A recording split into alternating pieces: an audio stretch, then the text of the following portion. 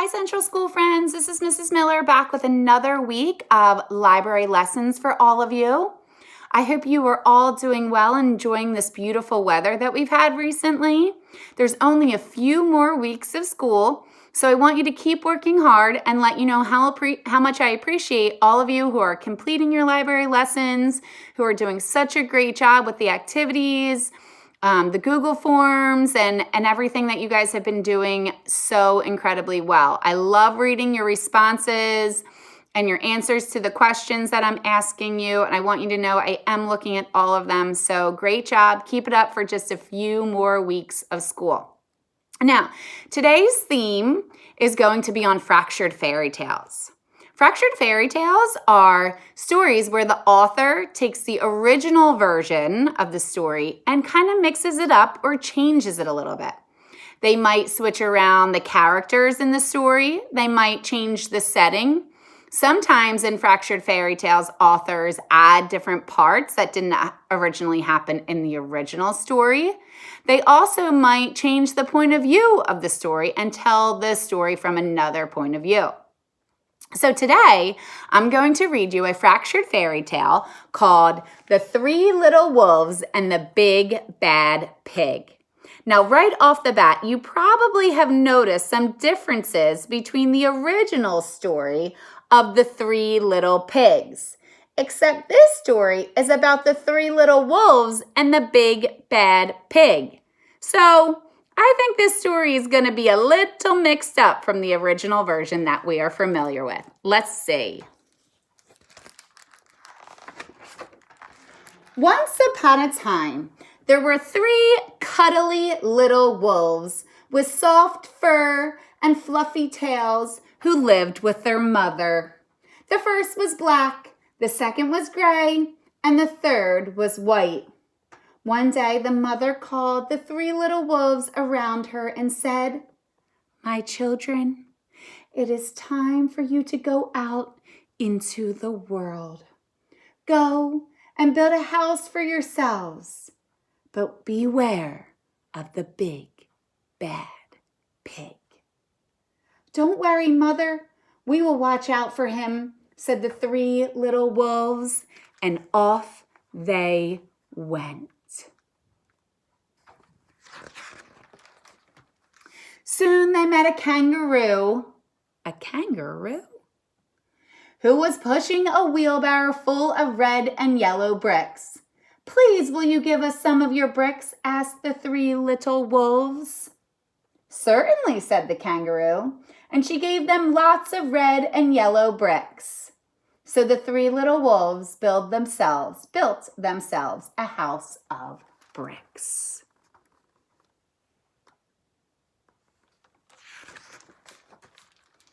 The very next day, the big bad pig came prowling down the road and saw the house of bricks that the little wolves had built. The three little wolves were playing croquet in the garden. When they saw the big bad pig coming, they ran inside the house and locked the door. Some of you may have played croquet before.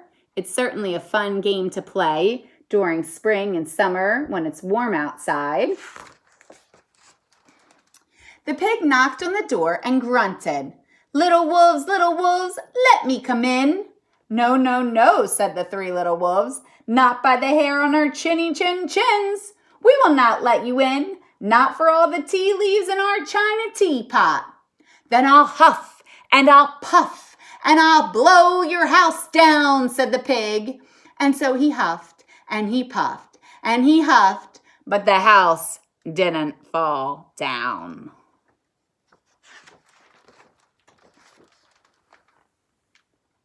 Not surprising since it was made of sticks. Oh no. But the pig wasn't called big and bad for nothing. He went and fetched his sledgehammer and he knocked the house down. A sledgehammer? What? The three little wolves only just managed to escape before the bricks crumbled, and they were very frightened indeed. "Mrs. Miller, what kind of story are you reading?" We shall have to build a stronger house, they said. Just then they saw a beaver who was mixing concrete in a concrete mixer.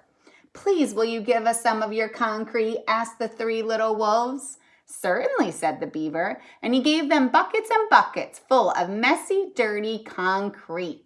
So the three little wolves built themselves a house of concrete. Now that should be pretty sturdy. No sooner had they finished than the big bad pig came prowling down the road and saw the house of concrete that the little wolves had built. They were playing battledore and shuttlecock in the garden when they saw the big bad pig coming. They ran inside their house and shut the door. Well, I would too. He took his sledgehammer to their previous house. The pig rang the bell and said, Little frightened wolves, let me come in. No, no, no, said the three little wolves, not by the hair on our chinny chin chins. We will not let you in, not for all the tea leaves in our china teapot. Then I'll huff and I'll puff and I'll blow your house in. So he huffed and he puffed and he puffed and he huffed. But the house didn't fall down. No way. Not that house of concrete.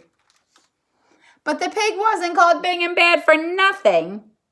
He went and fetched his, oh my good, pneumatic drill. That's like, oh my goodness. And he smashed the house down. The three little wolves managed to escape, but their chinny chin chins were trembling and trembling and trembling. The pig got a jackhammer on the three little wolves' house. Now, I don't ever remember the big bad wolf going to these extremes, boys and girls. This is one big bad pig. We shall build an even stronger house, they said, because they were very determined. Just then they saw a truck coming along the road carrying barbed wired iron bars, armor plates, and heavy metal padlocks. What kind of house are they going to live in? Please, will you give us some of your barbed wire, a few iron bars and armor plates, and some heavy metal padlocks? They said to the rhinoceros who was driving the truck. Sure, said the rhinoceros, and he gave them plenty of barbed wire, iron bars, armor plates, and heavy metal padlocks. He also gave them some plexiglass and some reinforced steel chains because he was a generous and kind-hearted rhinoceros. Indeed, he was. So the three little wolves built themselves an extremely strong house. It was the strongest, securest house one could possibly imagine. They felt absolutely safe. Indeed, they did. I don't know if anybody would want to come visit them. The next day, the big bad pig came prowling down the road as usual. The three little wolves were playing hopscotch in the garden. When they saw the big bad pig coming, they ran inside their house, bolted the door, and locked all the 37 padlocks. The pig dialed the video entrance phone and said, Little frightened wolves with the trembling chins, let me come in. No, no, no, said the little wolves, not by the hair on our chinny chin chins. We will not let you in, not for all the tea leaves in our china teapot. Then I'll huff and I'll puff and I'll huff and I'll puff and I'll blow your house down, said the pig. So he huffed and he puffed and he puffed and he huffed.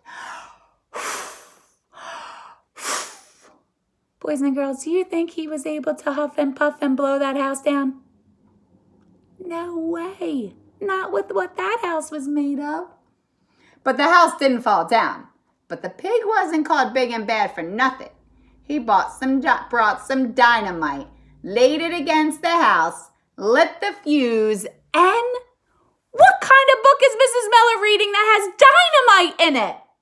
These characters have lost their minds. Oh my goodness gracious. and the house blew up. Fractured fairy tales indeed. The three little wolves just managed to escape with their fluffy tails scorched. Holy moly! Something must be wrong with our building materials, they said. We have to try something different. But what? At that moment, they saw a flamingo coming along, pushing a wheelbarrow full of flowers. Please, will you give us some flowers? Asked the little wolves.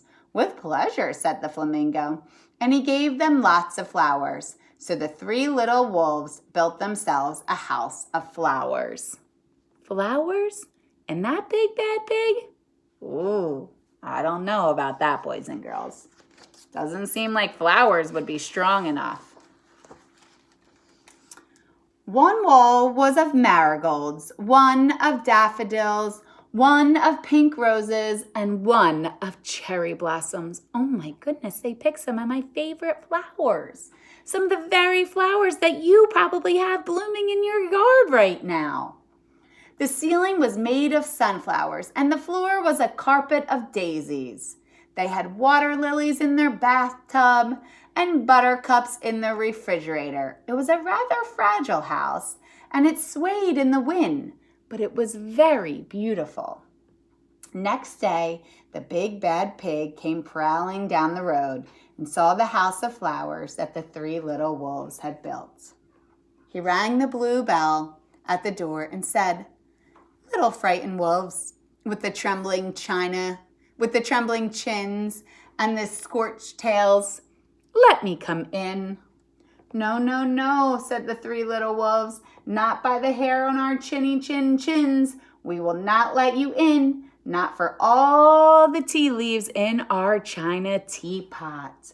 Then I'll huff and I'll puff and I'll blow your house down," said the pig. Oh no, not their beautiful house.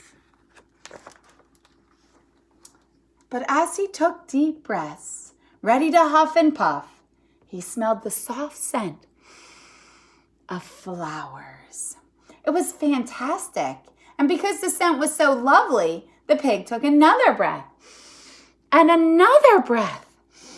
Oh my goodness, instead of huffing and puffing, he began to sniff. He sniffed deeper and deeper and longer until he was quite filled with the fragrant scent. His heart grew tender, and he realized how terrible he had been. Right then, he decided to become a big, good pig. He started to sing and to dance the tarantula, the tarantella. Ah! At first, the three little wolves were a bit worried. It might be a trick. But soon, they realized that the pig had truly changed. So they came running out of the house. They started playing games with him. First, they played ping pong, and then piggy in the middle. And when they were all tired, they invited him into the house. Boys and girls, do you think it's a mistake? Do you think the big, good pig is just tricking them? I don't know. They offered him tea and strawberries and wolfberries and asked him to stay with them as long as he wanted. The pig accepted, and they all lived happily together ever after. Now, boys and girls, I have to tell you, I didn't see that ending coming, did you? That was a fractured fairy tale indeed. But even fractured fairy tales can have happily ever after endings. Boys and girls, I hope you enjoyed our story, The Three Little Wolves and the Big Bad Pig. So that's just one example of how an author can certainly make an original story much different, including dynamite and barbed wire and padlock and cement and houses of bricks and huffing and scorched tails and houses made of flowers. Oh my goodness, and jackhammers? Oh my goodness, this was a fractured fairy tale indeed, but I'm glad it ended happily ever after. Boys and girls, I hope you have a wonderful week. And like I said, only a few weeks left. So keep working hard. Bye.